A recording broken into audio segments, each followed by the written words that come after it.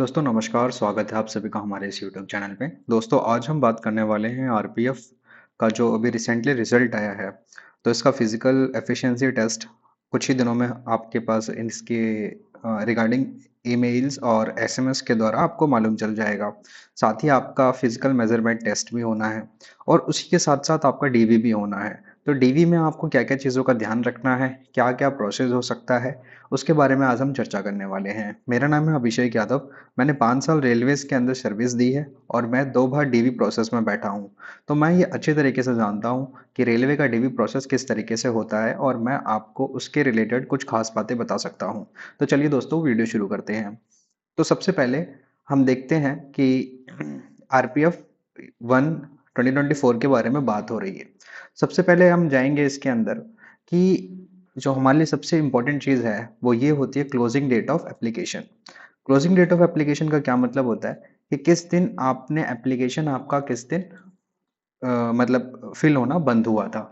तो ये आपकी क्रूशियल डेट होती है। आपकी हर चीज़ को इसी डेट से आपको देखा जाएगा कि इस डेट से पहले आपके पास क्या डॉक्यूमेंट्स थे, इस डेट से पहले आपके पास सर्टिफिकेट्स अगर हैं तो वैलिड होंगे, इस डेट के बाद के होंगे तो अनवैलिड मान लिए जाते हैं।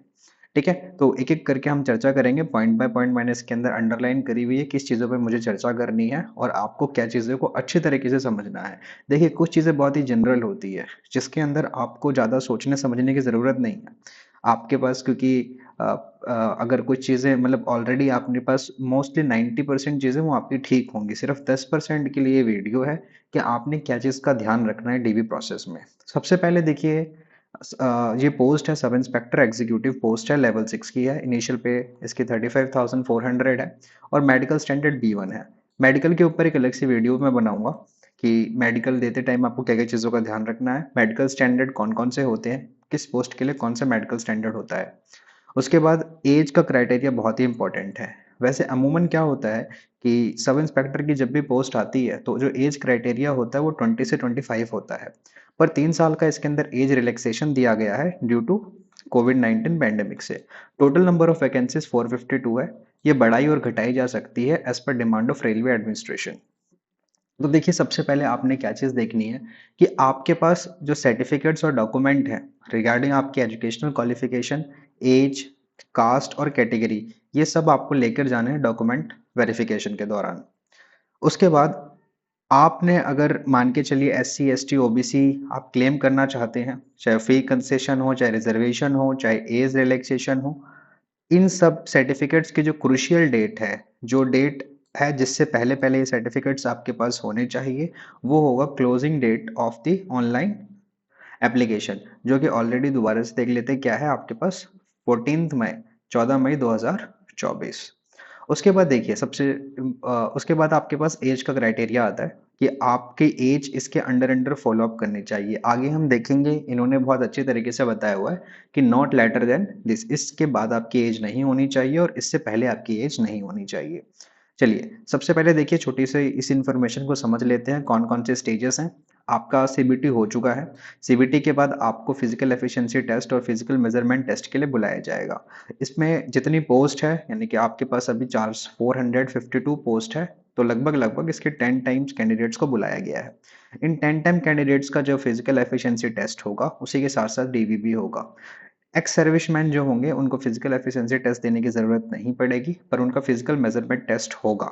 अगर कहीं ऐसा होता है कि कुछ कैंडिडेट्स ऐसे होते हैं जो कुछ कैंडिडेट्स के एग्ज़ाम हो जाने के बाद भी कुछ वैकेंसीज बच जाती हैं, तो जितनी वैकेंसी बचेगी उसके 10 टाइम्स फिर से ये लोग को बुलाएंगे फिजिकल पीईटी और पीएमटी के लिए, जो कि जिसको सेकंड राउंड बोला गया है, और फिर उनका भी फिजिकल एफिशिएंसी टेस्ट और फिजिकल मेजरमेंट टेस्ट होगा। ये राउंड मैक्सिमम 2 बार चलेगा। ये मोटे-मोटे तौर पे आपको समझ आ गया कि किस तरीके से एग्जाम प्रोसेस होने वाला है।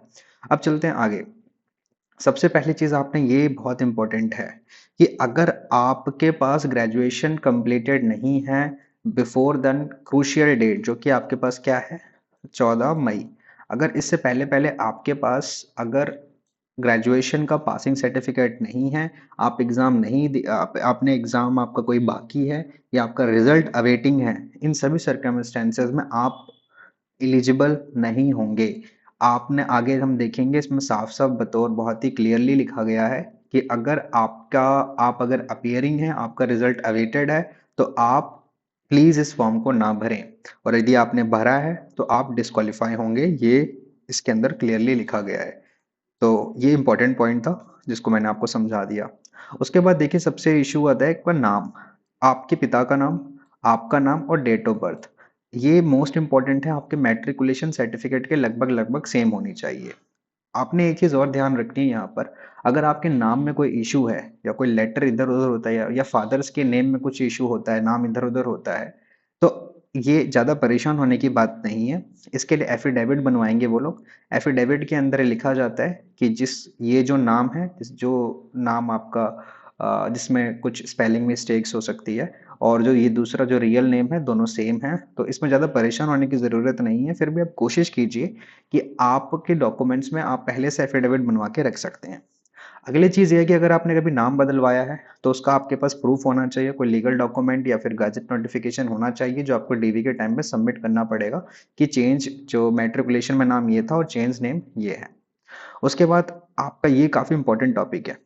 जब मैं डीवी देने गया था तो ये एक इम्पॉर्टेंट चीज़ था कि आपके पास वो 3 या 4 जगह सिग्नेचर कराते हैं और फिर वो देखते हैं कि आप लगभग-लगभग सेम सिग्नेचर कर रहे हैं। अब इसको एग्ज़ैक्टली सेम तो नहीं कर सकते हैं आप, पर आप पूरी कोशिश कीजिए कि जो सिग्नेचर आपने फॉर्म भरते टाइम दिए हैं, आप वही सिग्नेचर इस्तेमाल करें।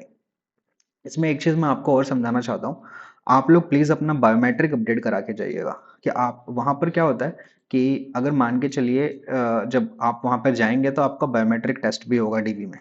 मतलब ये शायद हो सकता है इस स्टेज पे ना हो, ये आरआरबी के टाइम हो सकता है। फिर भी आप मतलब अभी से इस बारे में सचेत होके जाएँ।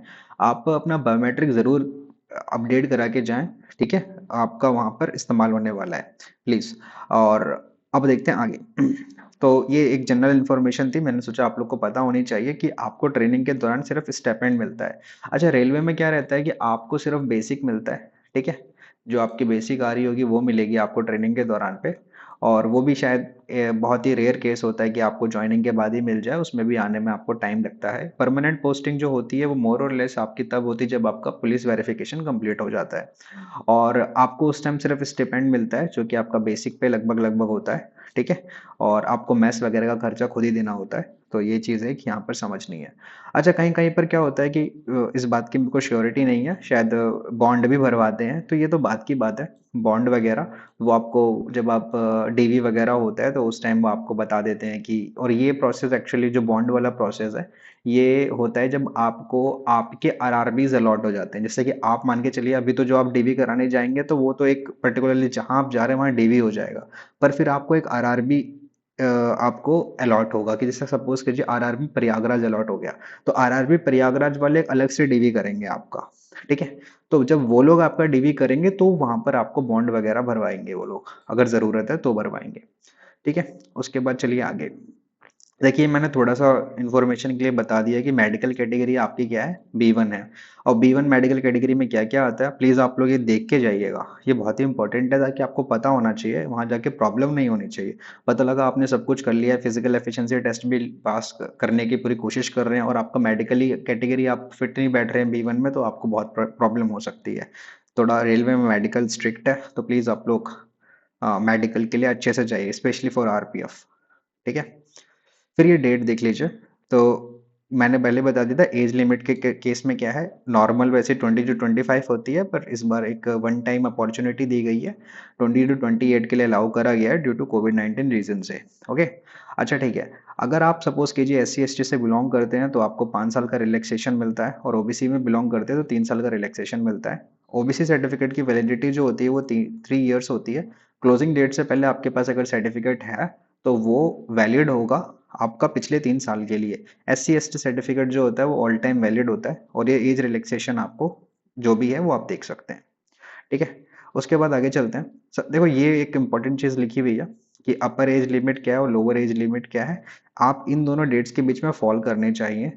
ये बहुत ही इंपॉर्टेंट है, इस चीज को बहुत ध्यान से वो लोग चेक करते हैं कि आपकी अपर एज जो होनी चाहिए वो 17, मतलब इससे ज्यादा होनी चाहिए, और इससे तो एटलीस्ट कम, मतलब इससे कम होनी चाहिए। कहने का मतलब ये है कि आप 17 2004 से लेकर अपनी अपनी कैटेगरी के हिसाब से इनके बीच में बोर होने चाहिए, ठीक है? उसके बाद देखिए, अच्छा एक डाउट आ सकता है कि क्या अगर मैं इसी दिन बॉर्न हुआ हूँ तो मैं वैलिड है? एग्जैक्टली आप वैलिड होंगे। इस दिन के बाद की बात हो रही है, ठीक है, इस दिन के पहले की बात नहीं हो रही है। चलिए ठीक है। एग्जैक्टली अगर आप इस दिन हैं तो आप मतलब एलिजिबल हैं। चलिए अब देखिए इसके अंदर ये लिखा हुआ है कि SC ST OBC non creamy layer candidate जो कि यूआर की वैकेंसी के तौर से अप्लाई कर रहे हैं, उनको एज रिलैक्सेशन नहीं मिलेगा। सिंपल सी बात है, अगर आपने यूआर से अप्लाई करा है, भले आप ओबीसी हैं, SC ST हैं, तो आपको एज रिलैक्सेशन नहीं मिलेगा। अच्छा मेरी एक बात यहाँ पर हो सकती है, चलिए ठीक है, आपने यूआर से अप्लाई करा, आप बाद में जाके आपने सर्टिफिकेट्स बनवा लिए SC ST OBC के, तो क्या आप जो है बाद में डिपार्टमेंटल एग्जाम के लिए रिजर्वेशन ले सकते हैं? हाँ ले सकते हैं, कोई दिक्कत नहीं है। आप बाद में SC ST OBC को करके अपने आप को पर्टिकुलर कैटेगरी में डाल सकते हैं, वहाँ पर आपके पास ऑप्शन अवेलेबल होता है, ठीक है। उसके बाद देखिए, डेट ऑफ बर्थ का बहुत ही इंपॉर्टेंट है। आपकी डेट ऑफ बर्थ जो होनी चाहिए वो सेम होनी चाहिए जैसा कि आपके मैट्रिकुलेशन में या फिर किसी इक्विवेलेंट सर्टिफिकेट्स में मेंशन है। स्पेशली मैट्रिकुलेशन में आपकी डेट ऑफ बर्थ होती है तो वो सेम होनी चाहिए। अगर आपको कुछ भी चेंज हो जाएगा तो ये एक मेजर डिस्क्वालिफिकेशन का रीजन हो सकता है। उसके बाद आपके पास जो डिग्री होनी चाहिए, यानी कि एजुकेशनल क्वालिफिकेशन, आपके पास रिजल्ट होना चाहिए, ठीक है। बहुत सारे लोग, आपको डाउट आएगा कि डिग्री है कि नहीं है, ठीक है। अगर आपके पास डिग्री नहीं है दैट्स नॉट अ प्रॉब्लम, पर आपके पास रिजल्ट होना मस्ट है। आपके पास अगर आप बीए वगैरह हैं या बीटेक या एमटेक जो भी आप कर रहे हैं, तो आपके पास जो ग्रेजुएशन की बात हो रही है, एमटेक को हटा दीजिए, तो आपके पास ग्रेजुएशन के लास्ट ईयर का सर्टिफिकेट आपके पास होना मस्ट है। ये आपके हाथ में होना चाहिए, तभी आप इस चीज़ के लिए एलिजिबल होंगे। डिग्री नहीं भी है, 1 साल बाद आप वो आ जाएगी तो आप उसे सबमिट करा सकते हैं, दैट्स नॉट अ प्रॉब्लम। उसके बाद ये ऑलरेडी डिस्कस कर चुके हैं कि फाइनल एग्जामिनेशन है, अगर आपके रिजल्ट्स अवेटिंग है तो आप अप्लाई ना करें, आप अनवैलिड माने जाएंगे, आपका कैंडिडेचर नहीं कंसिडर किया जाएगा। उसके बाद ये एक जस्ट फॉर इन्फॉर्मेशन है, इकोनॉमिकली बैकवर्ड क्लास के बारे में है। इसको बहुत लोग EWS से कंफ्यूज करेंगे, तो EWS अलग चीज़ है, इकोनॉमिकली बैकवर्ड क्लास अलग चीज़ है। ये बेसिकली है कि आपको जो फीस में रिलैक्सेशन मिलेगी आने जाने के लिए और ये सब चीज़ें हैं, ये उसके लिए है। तो this is not for DV के लिए नहीं है, ये बेसिकली आपका उसके लिए है कि अगर आपको रिलैक्सेशन चाहिए उसके अंदर आने जाने के लिए और फीस में कंसेशन चाहिए, तो उन सब चीज़ों के लिए ही है, ठीक है। चलिए ठीक है, अब नेक्स्ट टॉपिक डिस्कस करते हैं। ओबीसी सर्टिफिकेट आपके पास होना चाहिए, उसका ये फॉर्मेट होता है। बहुत सारी कन्फ्यूजन होती है। देखिए, एक ओबीसी होता है सेंटर का, एक ओबीसी होता है आपके पास स्टेट का। तो जो सेंटर वाला होता है बेसिकली वो इंग्लिश में होता है, ठीक है। ये एक मोटा मोटा मैंने आपको बता दिया है, वो इंग्लिश में होता है और उस पर आप देखेंगे लिखा रहेगा गवर्नमेंट ऑफ इंडिया, ठीक है। दिस ऐसा लिखा रहेगा OBC certificate, certificate for post under the government of India. तो ये आपके पास होना चाहिए। और मैं आपसे कहूँगा अगर आपको अपडेट भी कराना हो तो आप उसे करा लीजिएगा, क्योंकि अगर वो अपडेटेड नहीं है तो फिर आपको वो दोबारा से बोलेंगे कि आप इसको जाके अपडेट करा के लाइए और यहाँ जमा कराइए, ठीक है। ये चीज़ आपने पता होना चाहिए। जब आप ओबीसी का सर्टिफिकेट दे रहे होंगे तो उसके साथ साथ एक सेल्फ डिक्लेरेशन भी आपको देना होता है, ठीक है। वो फॉर्मेट नीचे दिया हुआ है, वो डायरेक्टली आप यहाँ से निकाल के और कॉपी करके उसको भर के ले जाइएगा। उसके बाद मैंने ऑलरेडी आपको बताया, आपकी कोई भी कम्युनिटी या कैटेगरी स्टेटस जो भी आप, यानी कि SC ST OBC जो भी आप क्लेम करना चाहते हैं, इवन AWS क्लेम करना चाहते हैं, उसके लिए क्रूशियल डेट रहेगी last date of submission of application, जो कि आपके लिए क्या है, 14 मई 2024 है, ठीक है। ये डेट है आपके पास। AWS के लिए वही बात है। अब AWS के अंदर क्या होता है कि आपने उस पर्टिकुलर फाइनेंशियल ईयर का आपके पास AWS होना चाहिए। AWS एक्चुअली क्या होता है कि 1 साल पहले के फाइनेंशियल ईयर का बनता है। तो आपके पास अगर AWS सर्टिफिकेट सपोज कीजिए 2024 में आपने बनवाया है, तो वो बना होगा 2023-24 का बना होगा, ठीक है। अगर आपने मई 2024 में बनवाया है तो आपके पास AWS सर्टिफिकेट होना मस्ट है, और वो फाइनेंशियल ईयर का होना चाहिए मोस्ट प्रोबेबली, ठीक है। वो फाइनेंशियल ईयर, इसके बारे में मैं थोड़ी सी और जानकारी पता करके आपको फिर से AWS के बारे में अपडेट भी दूंगा, ठीक है। अब आगे चलते हैं, तो देख लेते हैं, ये बहुत ही इंपॉर्टेंट है एनओसी। अगर आपके पास एनओसी नहीं है तो हो सकता है आपको पहले अलाउ कर दें, पर आप जब तक एनओसी ला के नहीं देंगे तब तक वो आपको कंसिडर नहीं करेंगे। ये एक बहुत ही इंपॉर्टेंट चीज़ है। तो आप जहाँ भी हैं, अगर आप वर्किंग हैं या प्रोबेशन में भी हैं या ट्रेनिंग कर रहे हैं किसी भी सेंट्रल स्टेट गवर्नमेंट में, रेलवेज में, पीएसयू में, कहीं भी कर रहे हैं, अगर वो किसी भी तरीके से गवर्नमेंट से रिलेट कर रही है तो प्लीज़ आप एनओसी ज़रूर ले लें। एनओसी नहीं है तो आपके साथ प्रॉब्लम हो सकती है और आपको फिर वो डीवी में कुछ प्रॉब्लम हो जाए। जब तक आप एनओसी नहीं लाएंगे तो वो आपको आगे आपकी फाइल नहीं बढ़ाएंगे, आपको टाइम लग जाएगा। ठीक है। उसके बाद देखिए, फिजिकल एफिशिएंसी टेस्ट और फिजिकल मेजरमेंट टेस्ट में मैं ऑलरेडी आपको बता चुका हूँ कि 10 टाइम्स कैंडिडेट्स वो बुला रहे हैं और एक्स सर्विस मैन जो है इनको फिजिकल एफिशिएंसी टेस्ट से छूट रहेगी, पर ये फिजिकल मेजरमेंट टेस्ट देंगे। इसको आप वीडियो रोक के आप पढ़ सकते हैं। ठीक है। ये थोड़ी सी जस्ट फॉर इन्फॉर्मेशन है। और अब देखिए, फिजिकल एफिशिएंसी टेस्ट देने लोग जा रहे हैं तो क्या क्या कैटेगरी है। तो देखिए, 1600 मीटर आपने दौड़ना है 6 मिनट 30 सेकेंड में। 800 मीटर की और लॉन्ग जंप है, 12 फीट की हाई जंप है, 3 फीट 9 इंच की। सिमिलरली फीमेल के लिए भी यहाँ पे लिखी हुई है, आप पढ़ सकते हैं और इस तरीके से आप अपनी प्रिपरेशन कर सकते हैं। ठीक है। और फिजिकल एफिशिएंसी टेस्ट और फिजिकल मेजरमेंट टेस्ट के लिए कोई भी मार्क्स अवार्ड नहीं करे जाएंगे, ये सब क्वालिफाइंग इन नेचर है। अब ये इंपॉर्टेंट चीज़ है, इसे आप देख लीजिए। कैंडिडेट्स जो कि एससी एसटी ओबीसी या ईडब्ल्यूएस से बिलोंग करते हैं, अगर वह अपने वो अगर मान के चलिए कोई भी रिलैक्सेशन जो उनको है उसको अवेल नहीं करते हैं, ठीक है, तो उनको यूआर कंसिडर किया जाएगा। ये पहली चीज़ है। मतलब अगर आपने सपोज करिए आप एससी एसटी ओबीसी कुछ भी हैं, ठीक है, और आप ने अगर भरते टाइम सपोज कीजिए यूआर से भरा है तो आपको यूआर कंसिडर करेंगे। Candidates from SC ST OBC NCL and EWS selected purely on merit without availing any relaxation available to them shall be counted against UR vacancies. बहुत ही इंपॉर्टेंट चीज़ है। ठीक है। तो ये आपको पता है कि आपने जो भी चीज़ जहाँ से भरी है तो आपके पास वो सर्टिफिकेट मस्ट होना चाहिए। अगला चीज़ देखिए, candidate shortlisted for DV will have to submit all their original documents along with 2 sets of self attested photocopies at the time of DV. DV के टाइम क्या होता है कि आपने जितने भी ओरिजिनल डॉक्यूमेंट है उसके साथ साथ 2 सेट्स आपने बनाने हैं। क्या क्या डॉक्यूमेंट्स हैं वो नीचे मैं आपको बताता हूँ। और सेल्फ अटेस्टेड होने चाहिए, मतलब उनकी कॉपीज़ को सेल्फ अटेस्टेड, ये सब वहीं हो जाता है। और आपको एक इनको अपलोड करने के लिए भी बोलेंगे कि ये पर्टिकुलर वेबसाइट है जहाँ पर आपको अपलोड करवाएंगे वो लोग कि आपने जो भी डॉक्यूमेंट्स नीचे गिवन है वो आपने यहाँ पर अपलोड करने हैं। ये इंपॉर्टेंट है, इस बार इन्होंने लिख के दिया, no additional time will be given to candidates who are not producing their original certificates on their date of DV and the candidature of such candidate is liable to be फॉरफाइटेड।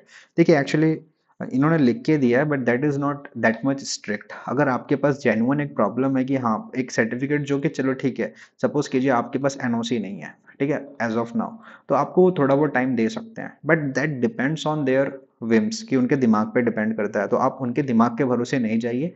आपके पास 1 महीना, आप सारे डॉक्यूमेंट अपने इकट्ठे कीजिए और जितनी भी चीज़ें हैं गिवन है उनको धीरे धीरे करके आप संभाल के रखना स्टार्ट कर दीजिए क्योंकि उनका काम आने वाला है। देखिए क्या क्या चीज़ें चाहिए। मैट्रिकुलेशन सर्टिफिकेट 10th क्लास का आपके पास सर्टिफिकेट होना चाहिए जो कि आपके एज के तरह काम करेगा। ग्रेजुएशन का सर्टिफिकेट होना आपके पास मस्ट है, होना चाहिए, क्योंकि ये ग्रेजुएशन का सर्टिफिकेट नहीं भी है तो आपके पास रिजल्ट होना मस्ट है। डिग्री नहीं है बट रिजल्ट होना ज़रूरी है। ठीक है। कास्ट सर्टिफिकेट होना चाहिए और फॉर्मेट आपको नीचे दिया हुआ है और सेंट्रल गवर्नमेंट वाला होना चाहिए, स्टेट का वैलिड नहीं होता है, स्टेट का नहीं चलेगा। अगर आप एक्स सर्विस मैन है तो डिस्चार्ज सर्टिफिकेट आपके पास होना चाहिए। आपके पास 2 कॉपीज होनी चाहिए सेल्फ अटेस्टेड कलर फोटोग्राफ की। ये सब चीज़ें तो आप कर लेंगे। एनओसी मस्ट है। ठीक है। अब अगर आपने हाइट रिलैक्सेशन लिया तो डोमिसाइल सर्टिफिकेट आपके लिए ज़रूरी होगा। ठीक है। और उसके बाद ईडब्ल्यूएस कैटेगरी है तो आपके पास ईडब्ल्यूएस कैटेगरी का सर्टिफिकेट होना चाहिए। देखिए ये फॉर्मेट है एक्चुअली में। ठीक है। आप जो ओबीसी बनवा रहे होंगे तो आप ओबीसी आपके पास जो होगा उसमें आपके पास इंग्लिश में इस तरीके से लिखा होगा, you belong to this category, I certified that this person, this is to certified that this person name this belongs to this residence of this and further, इस तरीके से लिखा रहता है तो वो आपका ओबीसी होता है। इंग्लिश में बेसिकली लिखा होता है, मैं मोटे मोटे तौर पर आपको बता देता हूँ। तो ठीक है, आगे चलते हैं, देख लेते हैं और कुछ इन्फॉर्मेशन इसके अंदर है। हाँ ठीक है, लास्ट में आते हैं। सबसे अब देखिए ये फॉर्मेट है आपके पास कास्ट सर्टिफिकेट का, एससी एसटी के लिए क्या फॉर्मेट है वो आप देख सकते हैं यहाँ से, ये फॉर्मेट होता है। ठीक है। और इसी तरीके से ओबीसी के लिए आपके पास ये फॉर्मेट है। आप देख सकते हैं यहाँ से, वीडियो को पॉज करके एक बार देख लीजिएगा। हाँ देखिए, मैंने बता रहा था आपको, this is certified that this is this and form of certificate to be produced by other backward classes applying for appointment to the post under the government of India. OBC certificate के बारे में मैं एक दो चीज़ें और आप बता देता हूँ। अगर आपके पास ऐसा है कि 3 साल से पुराना सर्टिफिकेट है, पर आपके पास सर्टिफिकेट होना चाहिए, 3 साल से पुराना भी है, तो एक बार के लिए आप मान के चलिए दे विल कंसिडर इट, ठीक है। But that also depends upon their whims, मैं ऑलरेडी बोल चुका हूँ, उनके दिमाग पे डिपेंड करता है, वो कंसिडर कर लेते हैं हालांकि। पर आपके पास अगर 3 साल से पुराने सर्टिफिकेट भी है तो आप उसको अपडेट करवा लीजिए, ठीक है। उसको आप नया सर्टिफिकेट ले सकते हैं, आप दोनों सर्टिफिकेट को वहाँ पे दिखा सकते हैं। एंड बिलीव मी, वो लोग बहुत ही कोऑपरेटिव होते हैं। आपको एग्जाम निकाल के जाते हैं, फिजिकल एफिशिएंसी, मेडिकल टेस्ट, ये सब निकाल के जा रहे हैं, तो वो लोग बहुत कोऑपरेट करते हैं। इस तरीके से नहीं होता है कि आपके पास कोई चीज़ नहीं है तो वो झट से आपको बोलेंगे नहीं, हम आपको नहीं लेंगे। बट अगर उनके पास एक जेन्युइन रीजन है कि हाँ ये तो हम एक्सेप्ट ही नहीं कर सकते, तो they will not accept you, ठीक है। तो ये आपने ध्यान रखना है। ये सेल्फ डिक्लेरेशन का उन्होंने फॉर्म दिया हुआ है, इसको अपने निकाल के ले जाइएगा, भर के ले जाइएगा। Signature, name of the candidates और जो भी रोल नंबर वगैरह है वो आप लिख के यहाँ पे ले जाइएगा, ठीक है। इसी तरीके से ईडब्ल्यूएस सर्टिफिकेट है, income and asset certificate to be produced by EWS. तो ये फॉर्मेट है, किस ईयर के लिए वैलिड है, तो वो भी आपके पास लिख के ले जाना है। वैसे जहाँ तक मेरी इन्फॉर्मेशन है कि ये ईयर वैलिड होगा, वैलिड फॉर द ईयर 2024 होना चाहिए, ठीक है। 2024 2025 होगा तब जाके, क्योंकि मई में आपका आया था, तो अगर आपने मार्च में बनवाया होगा तो वो फिर पिछले वाले के लिए हो जाएगा, क्योंकि जो ईडब्ल्यूएस सर्टिफिकेट है वो 1 साल पिछले का फाइनेंशियल ईयर का बनता है। इसके बारे में हालांकि मैं ईडब्ल्यूएस के बारे में थोड़ा सा और मालूम करके आपको अपडेट दे दूंगा, ठीक है। तो ये हो गया एंड ऑफ द वीडियो, ठीक है। तो ये इसके अंदर बेसिकली चीज़ें थी, मैंने आपको एक्सप्लेन कर दी है। तो अब आप जब भी, आपके पास जितना भी टाइम है, आप फिजिकल की अच्छे से तैयारी कीजिए, ठीक है। आपके पास हर इस तरीके की छोटी मोटी अपडेट्स जो भी होंगी आती रहेंगी, और आपको मैं बताता रहूँगा कि आपने क्या करना है, कैसे करना है। बिल्कुल परेशान नहीं होना, फिजिकल के लिए आप अच्छे से तैयारी कीजिए। और इस चैनल की ओर से, मेरी ओर से, और हम आपके बेस्ट विशेस देते हैं कि आप अपना ये एग्ज़ाम क्लियर करें। और डीवी वगैरह में आपको परेशान होने की ज़रूरत नहीं है, वो लोग बहुत ही कोऑपरेटिव होते हैं। तो आप उन सब छोटी-छोटी चीज़ों के लिए परेशान नहीं होइए, आप अपने फिज़िकल पे ध्यान दीजिए। और मेडिकल स्टैंडर्ड आप ज़रूर अपना चेक करा लीजिए। अगर आपका मेडिकल स्टैंडर्ड B1 से आता है तो फिर आपको प्रॉब्लम और हो सकती है, इस चीज़ को ध्यान दीजिए। पहले एक बार अपना आप मेडिकल ज़रूर करा लीजिए कि जो-जो उसके अंदर लिखा हुआ है वो कैटेगरी आप सैटिस्फाई करते हैं कि नहीं करते हैं। So this is the end of the video. I hope that you will love this video. You will like, if you love this video, please like and comment and subscribe to my channel. So thank you very much. Thank you all of you.